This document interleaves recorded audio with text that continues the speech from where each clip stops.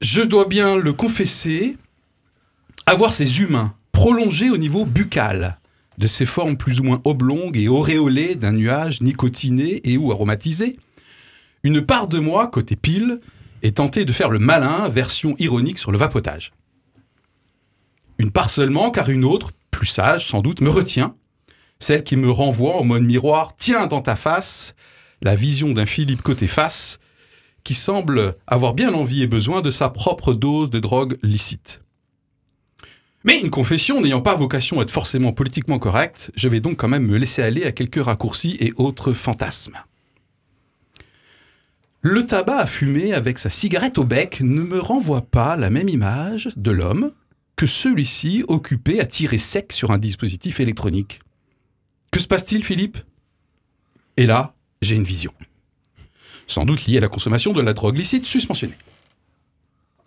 La vision d'une humanité de plus en plus augmentée et connectée, jusque dans son corps, à divers dispositifs ou composants à l'essence électronique.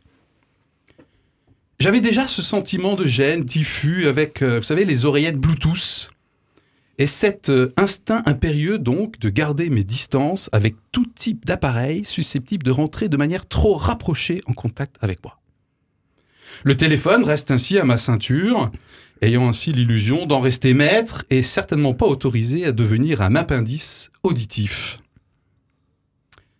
Ma vision me poursuit, à moins que ce ne soit l'inverse, et je vois demain l'humain affecté d'un appendice buccal, lui permettant d'inhaler sans un geste leste sa dose d'espoir et de sevrage, c'est selon.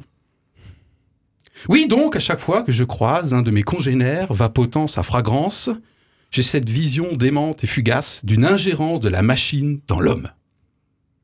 Franchement, Philippe, tu exagères. Vous avez raison. Je commencerai à devenir franchement inquiet le jour où la cigarette électronique qui fera fureur sera au format USB. Confession terminée, je vous laisse juger.